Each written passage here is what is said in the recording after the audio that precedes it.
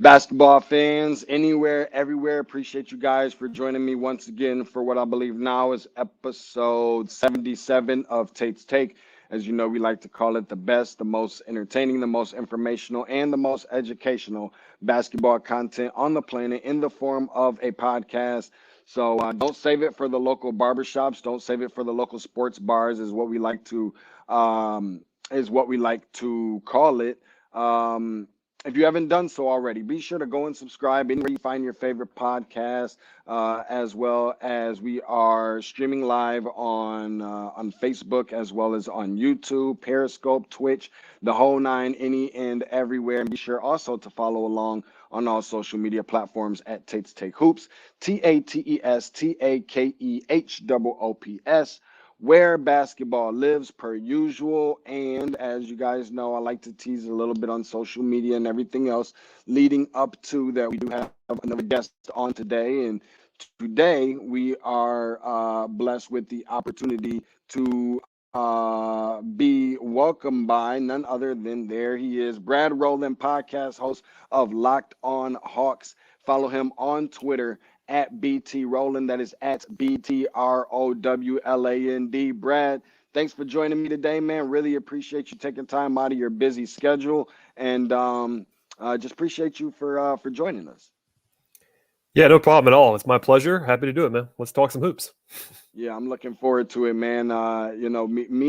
Me and Brad have been kind of covering this Hawks team for at least as long as I can remember. I think he's been covering it probably a little bit longer than I have, and just kind of wanted to go over a couple of things. And obviously, with yesterday's win, I kind of want to start there with the win over the Chicago Bulls that I guess now technically clinched the at least a playoff spot, whether that be for 7, 8, 9, or 10 or better, which is where they currently are.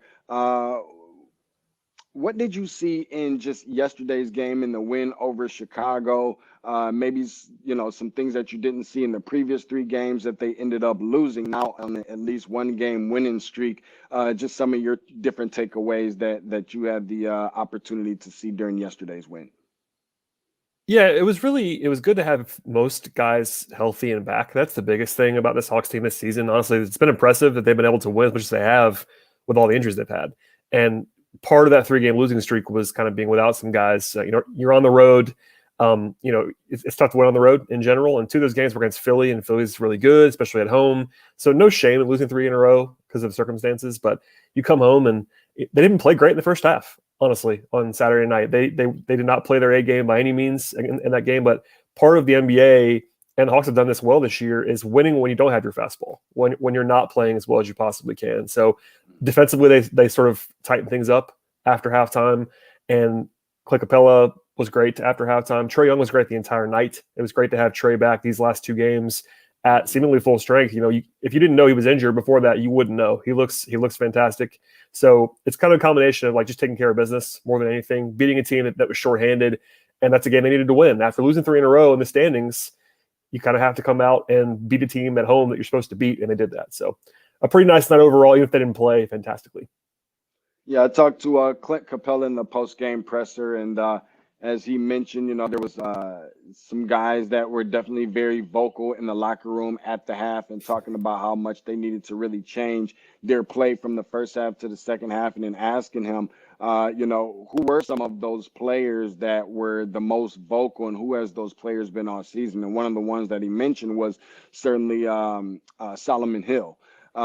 Does any of that surprise you at all, or outside of Solomon, just from your, to your knowledge, from what you've seen in terms of guys being vocal in locker rooms and so forth, even though we haven't had a ton of that this year, obviously, how much of that surprises you, and or in the event that it's not a Solomon Hill, who do you expect to be that other guy to assist him in trying to help turn things around in the event that they have a similar situation again? Yeah, that definitely is not a surprise. The Hawks have been pretty open since the training camp. I'm sure you remember this. Like since the beginning of the season, talking about how vocal Solomon Hill is and how much of a leader he is. And I know some fans don't always love when Solomon Hill plays a lot of minutes and all that stuff, but they love him. I mean, the Hawks love Solomon Hill. He's not a star. No one thinks he's a star, but he's a leader. He's been through all this stuff. He's been in the playoffs. He's a loud guy. He's a vocal leader. He's a guy who just has been there, and they all seem to trust him and have that leadership quality. Obviously, you would like to have a guy like that that's like more of a big factor on the floor than he is, and I think everyone knows the deal. Like, he's played a ton this year, a lot more than he was supposed to play. He's been pretty valuable, actually, because he's been out there every night. He's been healthy, filling in, playing defense, doing the little stuff. And they do have some more vocal guys on this team. Having Clint Capella, who you just referenced, like having him around has been big. He's not a huge vocal leader, but a guy who's been there before and is respected and is a vet. Bogdanovich and Gallinari have been around. They've been through big games. Gallinari especially is an older guy.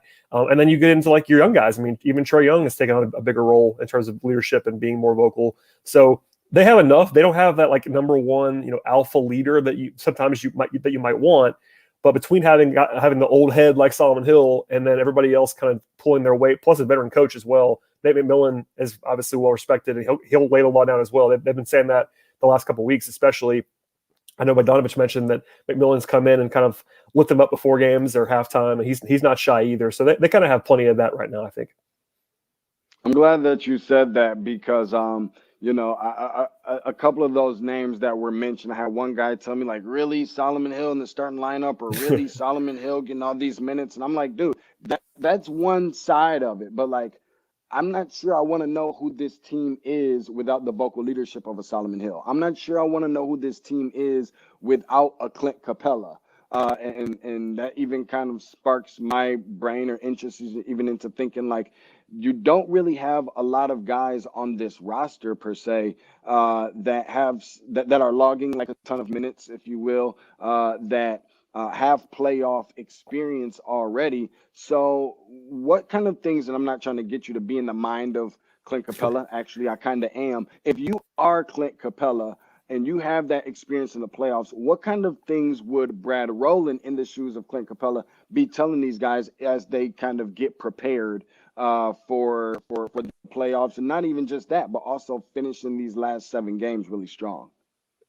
Yeah, I think it's really valuable to have guys who've been there before, which is not breaking any new ground. I think everybody kind of realizes that, but it's just a different level in the playoffs, and everyone says that, and then guys always say without fail, I know you've heard it too, you can hear it, and until you're there, until you're playing in the playoffs, you don't really feel it. Like, everything is different. There's everything's being game planned at the highest level every night.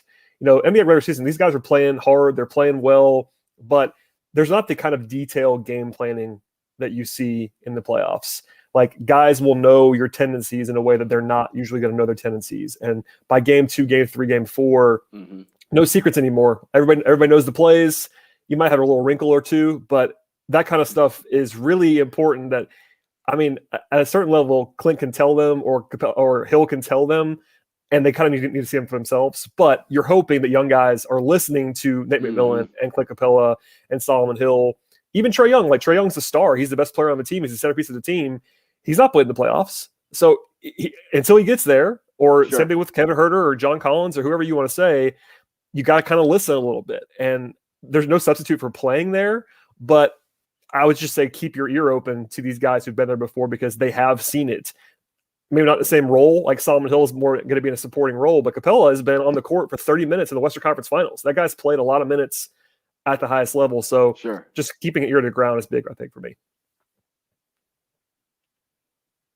Let me throw this one thing out here. I call it Wings Clip because I feel like that's all it's been for the Atlanta Hawks all season long. Whether you have whether you have a Trae Young and don't have a Collins, or you got a Collins, you don't have a Trae Young, and then the DeAndre Hunter was coming on looking really good at the beginning of the year, and then he got hurt, and Cam Reddish, I feel like we haven't seen him in forever. And then now, most recently, even though he just came back, Kevin Huerter, and then you got the backup point guard situation with Brandon Goodwin and him being wheelchaired off. And so there's so many different pieces and different elements and layers to the onion to peel off with this thing. And so many people are kind of pointing fingers. And you kind of tell me where you stand with this in terms of the injuries, because that's probably like the elephant in the room, if you will, where you have maybe some fan base, whatnot, may say, hey, you know what, we take this loss. Oh, well, we were injured. We got injuries all over the place. But then on the opposite side of the spectrum, it's like you're coming away with wins, and a lot of those players are still injured. It's like, and we got injuries. Now what? You know, that type of deal. Where do you kind of stand in regards to what we're seeing from this team? What kind of testament is it showing with the wins that they're getting and not being completely healthy, and maybe even what this team, as scary as it may look like, or scary as it may seem, what this team might look like when and in the event that they are completely healthy? Yeah, I think it's been impressive that they've been able to keep this record with all of their injuries. Now, this has been a weird season across the league. Like I know the schedule seems to be just unrelenting. Like there's just no breaks, and that's not just the Hawks. Like that's everybody is in the Sure. league is having the same situation. But Atlanta has had more injuries than most. I would say top 5 or so in terms of most games lost and all those things that you would say. And knock on wood, the top guys, your Trae Youngs, your John Collins, your Clint Capella, have been around for the most part. They've had some absences, but they've been around. Now, they still lost a bunch of guys to injury, like DeAndre Hunter especially has been out for a long time now. And to your point, like there are certain nights where you can chalk up a loss to injuries. I think that's happened a few times this year where, especially that first Philly game this week, by the way, on Wednesday, was a great example. Like you might have lost to Philly in Philly, but the roster that the Hawks had that night, they were not going to be able to win that game. No Trae Young. They had so many absences. There's just games on the schedule where you just kind of, not that you're going, the players are not thinking this way, but as an outsider, you go in like they're not winning that game. It's just what it's going to be. But sure, there's a balance to strike there. Like they've been healthy enough, and it's a credit to McMillan. It's a credit to the depth that they put together, the front office, to be able to go out and win games when they've been shorthanded. Like they swept Miami and Milwaukee without Trae Young. Like that would have been unthinkable a year ago. Mm-hmm. Like the Hawks could not do anything without Trae Young in previous years. And now they have enough depth, enough veterans to kind of go out and grind out a couple wins. It's a small sample size, but I can definitely see both sides. Like there are certainly some nights where you don't want to get too raucous about winning without certain guys on the floor, but it's a testament to them, to your point. Like to be able to go out and have the record they have, they're going to go over their projections this year in terms of preseason, in terms of the national baseline projections, even with all the injuries. And that's really impressive. Like it comes down to credit. The credit goes to a lot of different guys, from the stars to McMillan to the depth to all that, but you can't just gloss over it either. I think nationally, and this is what I heard from a lot of Hawks fans, are bothered by not getting the respect for that, because the Hawks, I've tried to point out all season long, like how injured they have been. And it's almost been underplayed. I think locally we all understand, but beyond Atlanta, like it's like, oh yeah, the Hawks have kind of been injured. Yep. It's like, no, they've been really injured, like all year, like top 5 injured all season long. They've been really, really injured. Yeah. I mean, there are games when they've had 7-8 guys out. And now it's looking like you're hoping in early May they're getting healthier. Like they had 2 guys out last night on Saturday, and it felt like Christmas. It was like, oh, they have 15 guys. Like they only have 2 injuries tonight. And it was really weird. And hopefully that's going to continue, but it really is a credit to all of those guys. And just so that the people can know exactly where they're standing right now, the Atlanta Hawks 35-30 overall, 53% winning percentage, well above 500. I'm not sure how many people could feel that way, not just saying that confidently at this.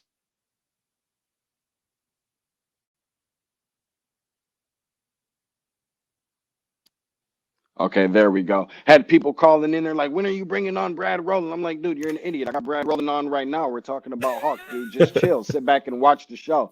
Pop some popcorn. But 53%, I'm not sure how many people can really realistically say that they really, really, really saw that. Maybe hoping and wishing and keeping your fingers and eyes and toes crossed and everything else. But well above 500. On a 1-game winning streak, obviously with the win over the Chicago Bulls, 5-5 over the course of the last 10, first in the Southeast Division by a half of game, 5th in the East currently, and 12th in the NBA. Let me ask you this one last question before we get into one of our funner segments, if you will. The Atlanta Hawks, after replacing Lloyd Pierce with Nate McMillan, who's still in his interim position currently with the Hawks, since March 1st, one of the better records, if not the best in the East, one of the better records in the NBA as well. If you had to kind of point your finger or pinpoint just one of many or few or however many reasons that there may be as to why this team looks so different, How much of it is because of the change of the head coach, in your opinion? And even more so, what do you think the biggest difference has been with the change in the head coaching?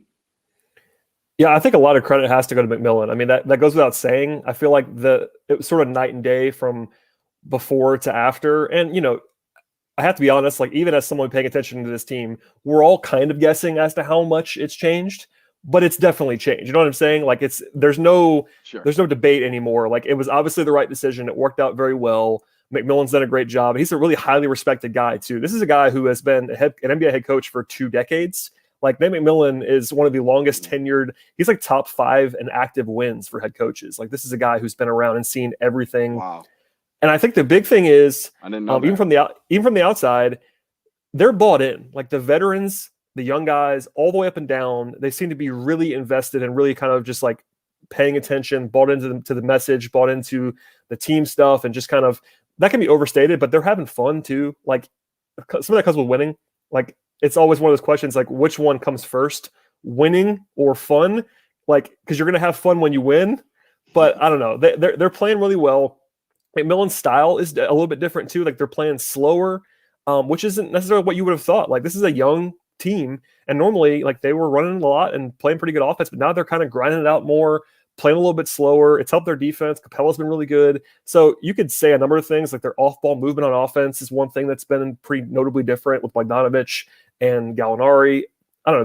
There's a laundry list, but my biggest thing is that they're bought into McMillan. They seem to trust what he's doing, and that's manifesting, especially in the fourth quarter. Like, there's some noise. Like, they're the best team in the league in the fourth quarter, and I'm not sure that's going to be real, like, continuing long term. Like, they've been so hot that it's almost impossible to maintain how good they've been, but it does matter. Like, and they seem to be really confident in what they're doing, which really helps at the end of the game. That seems like it's a really simple thing to say, but they're really secure in what they're running on both ends of the floor, and that helps. Like in this weird season, to come out, basically just come out and win the games you're supposed to win, that's half the battle, man. I don't want to overstate it, but if you just beat the teams you're supposed to beat, you're in great shape. And that's basically what the Hawks have done this entire time. They've had a few good upsets too, but it's mostly just like going out, being solid every night and consistent. That's huge. And McMillan's sort of like the embodiment of that. I can agree with that because at one point we were seeing them going up and down, transition offense. Everything was crazy. And, one thing that we can definitely say is to what magnitude or what extent to severity and so forth, I'm not sure, but there's definitely been a difference in this team. Just the vibe is different, the energy, everything all across the board. Got my dude Brad Rowland in here joining us in the locker room now for episode 77. He's a Michigan man, Wolverine, but that's okay. We forgive him. Not everybody can be perfect. Podcast host of Locked On Hawks.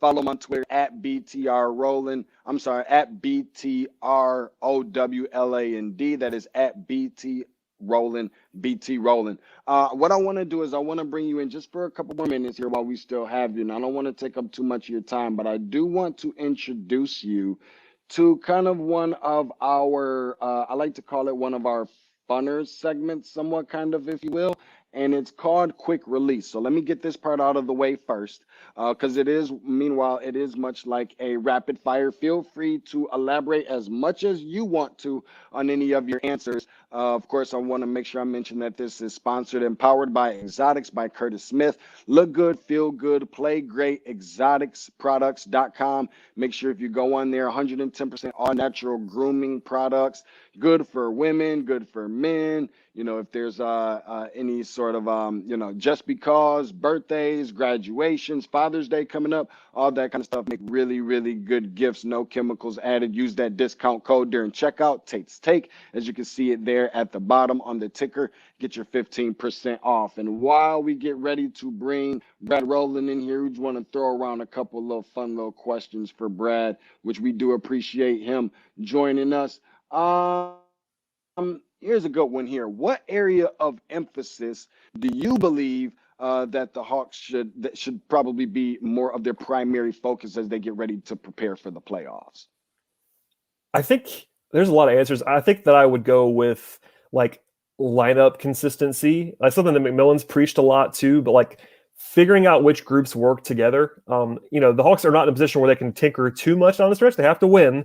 They can't just play around too much here, but McMillan's talked about this a lot. They've had, because of the injuries, going back to what we talked about before, they haven't had a lot of cohesion with certain groups playing together, and they have to figure out what combinations they want to use in the playoffs. Like now that they have some more health, figuring out who pairs well with what, how short the rotation is going to be, how many guys are going to play, like how much they're going to play. Those are all questions that they can kind of not fully answer, but try to answer in the next couple of days. Sure. Let's go over to this one here. I want to find something kind of something fun. Here's a good one.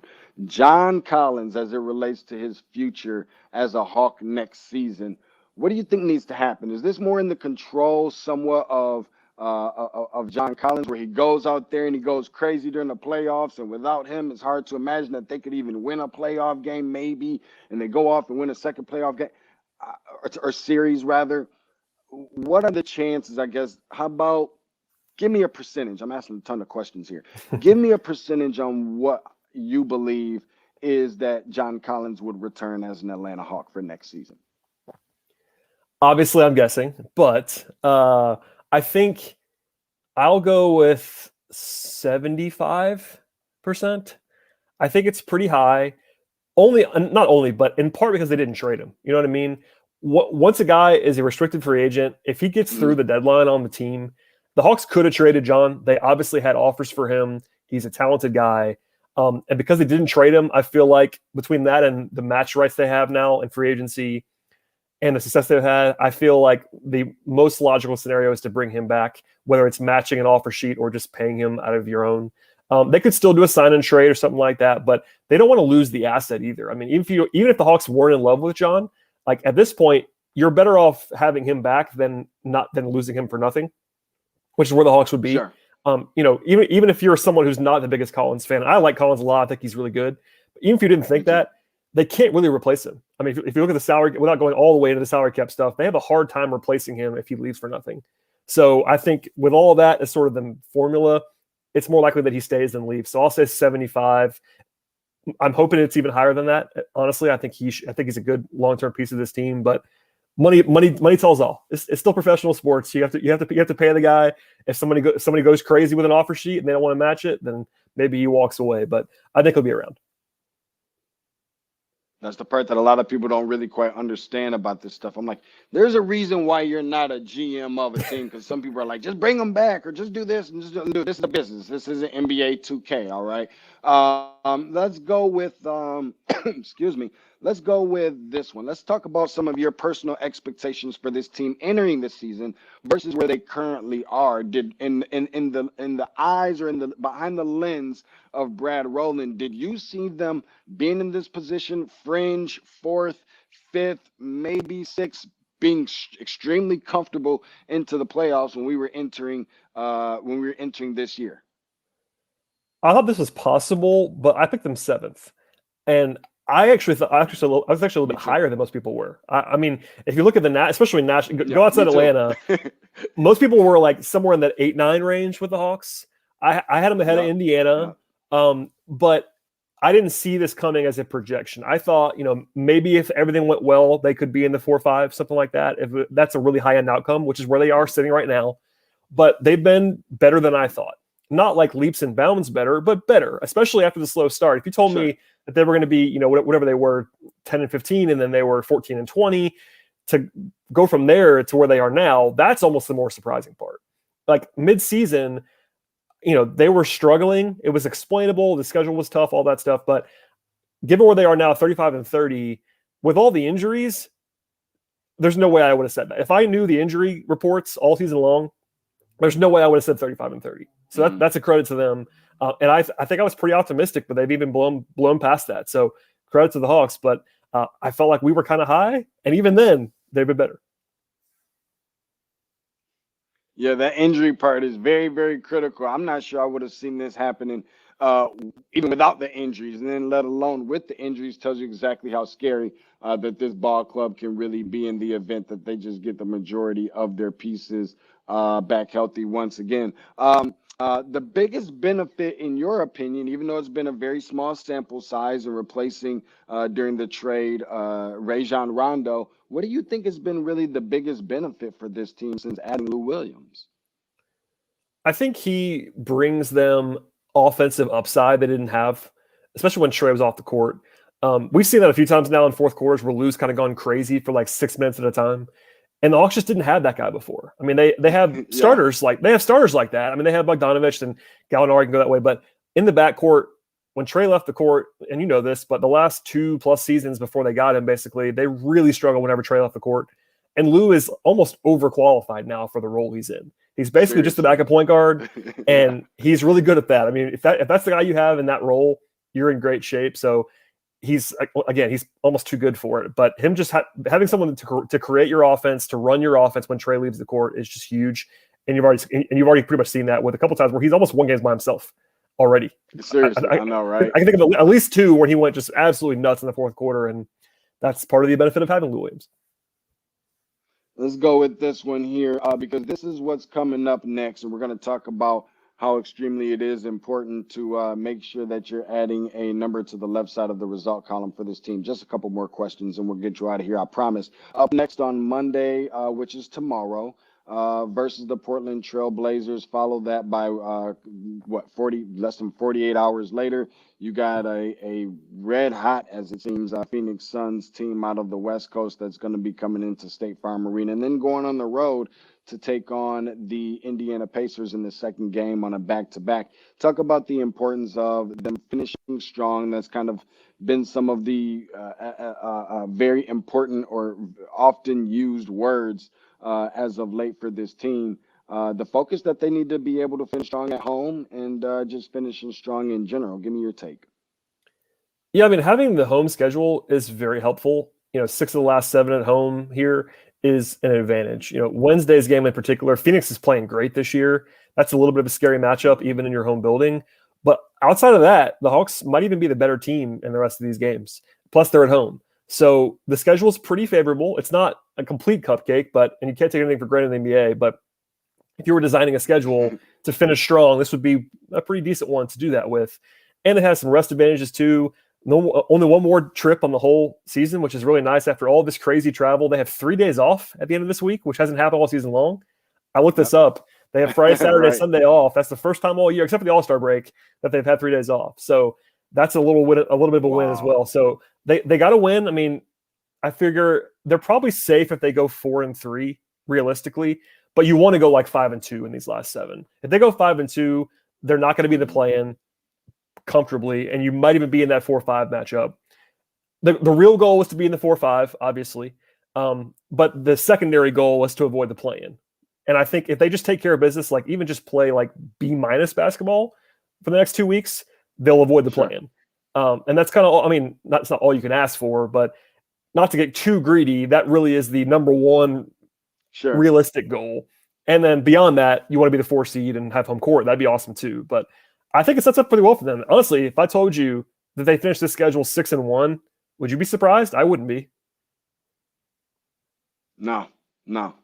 They've just been playing that well and obviously getting guys slowly coming back into their own and health and still trying to put some of that chemistry together, because I'm not sure we've seen all these guys play collectively together as a team and mesh as well as we know that they can. And also that's a good call by you on those 3 games, not having 3 days off. That's definitely a good call on your end. So credit to you for that. Just 2 last questions for you here. The first one being, give me a letter grade, if you will, for this team, considering the injuries or not considering the injuries or whatever, what have you. Give me Brad Rowland's letter grade for this team this season. I'm almost tempted to say A, honestly, especially when you factor in the injuries. I just don't think that you could have projected them to be much better than this when you consider who they haven't had. If you wanted to be, I know there were some really optimistic Hawks fans that were picking them to, be the 2 seed or whatever before the season started.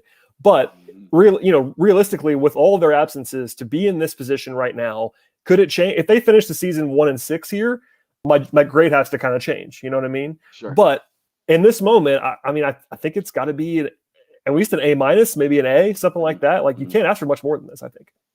No, you can't. I'm not mad at that at all. And for the last one, before we get you up out of here, now I ended up finding out this information way later, and I can't remember exactly how I did. I think we were at a, maybe not a presser, but I think one of the shoot arounds or practices together, and you were wearing one of the shirts. So I said, you know what?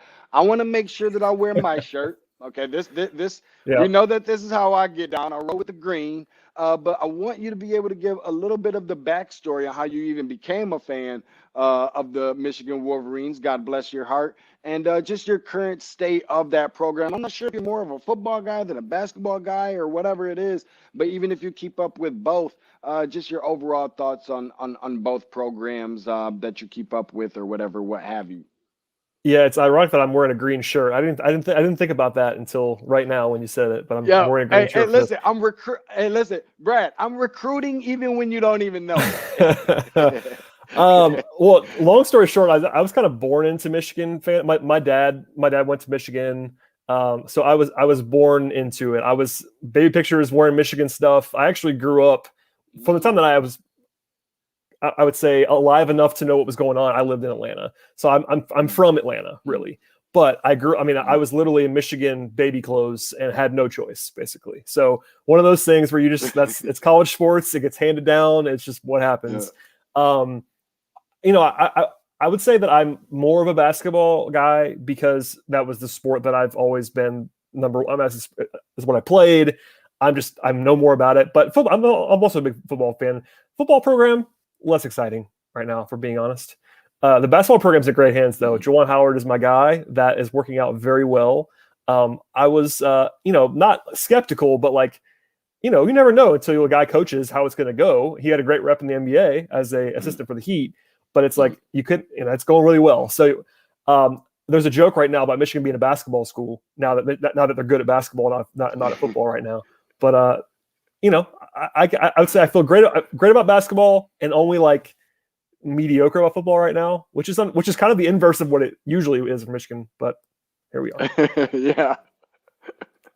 Yeah, that's funny you say that. I tell you what, it kind of sounds much like how my brain thinks based on kind of what you were saying is Juwan Howard coming in. We knew what type of recruiter more than likely he would be. Not really so sure what type of coach, X's and O's clipboard type of guy that he would be. Now those questions are answered. Number one recruiting class in the country coming in next year. And we're not going to turn this into a Michigan Wolverine podcast by any stretch of the imagination. But what we do have to do is give credit to where it's deserved, and what he's done with this program, I think is just phenomenal, and is really not even scratched the surface just yet. I think that's going to do it for our quick release program. Brad Rowland just joining us. Sponsored by Xotics by Curtis Smith. Look good, feel good, play great. Xoticsproducts.com, all 110% natural, no chemicals added. Remember, during when you go to the get ready to check out online, use that discount code Tate's Take for 15% off, and get you a couple dollars off some of those products and so forth. And I think that you'll be in good hands, and that will do you well. Again, Brad Rowland, podcast host of Locked On Hawks. Make sure that you go and let the people know where they can go to subscribe. Is this anywhere you can find your favorite podcast? Fill us in a little bit. Yeah, anywhere you can find podcasts. I usually record like 5 times a week. It's pretty busy. After every game, we talk about the games, have guests on every once in a while, just whatever I can come up with on the Atlanta Hawks. So that's easy to find, and I will tweet it out as well at BT Rowland. Easiest place to find me. Make sure y'all go and do that. Brad, listen, thank you so much, man. I love what you're doing, and you're just bouncing around all over the place doing phenomenal work. I know I don't say it a ton. I'll be the first to admit that, but I'm always thinking it, man. Continue to do the great work and do things, blessings, prosperity, and safety out here, man. No, thanks for having me. I appreciate the invite. This is a lot of fun, and I appreciate your work as well. You're always on the grind as well, which I have a certain fondness for someone who grinds like you do. So thank you so much for having me. No, thank you so much. I appreciate it. Looking forward to maybe getting Brad on the next one at some point, hopefully sooner than later. That's Brad Rowland. Thank you for joining us, and for everybody, all of you that are out there joining us as well. Remember to tell a friend. Go and subscribe. Go and subscribe. Do your part. Go and subscribe anywhere that you find your favorite podcast. It's called Tate's Take. Don't just save it for the local barbershop. Don't just save it for the local sports bar. We give you a voice and a platform to kind of talk about some of these things. And that's our Hawk Talk. segment a little bit, if you will, talking a little bit about the Atlanta Hawks. We got some more stuff as we get ready, ramped up for playoffs. Kate Constable is going to be joining us sometime probably within the next week or two. It's kind of like a Kate's Take meets Tate's Take type of deal. We should have quite a bit of fun with that. I think we're going to get Rashad Phillips on here relatively soon as well as we get closer to the playoffs. Maybe try and tap in with my dude Rob Parker and a few other people to try and get them on to come in here and talk about a little bit of NBA playoffs and just around the league type stuff all across the board. So remember to go and tell a friend to subscribe. Tell your friends, tell your enemies, tell your mama, tell your grandmama, tell your baby mama where they can find the best, the most entertaining, the most informational, and the most educational basketball content on the planet in the form of a podcast. That's no other place other than Tate's Take. And when you go and subscribe, feel free. I know it sounds like a lot of instructions and directions and everything else. Promise you it takes literally just seconds. When you do that, you're helping make a young man's dreams, goals, and aspirations come true. So leave us a review.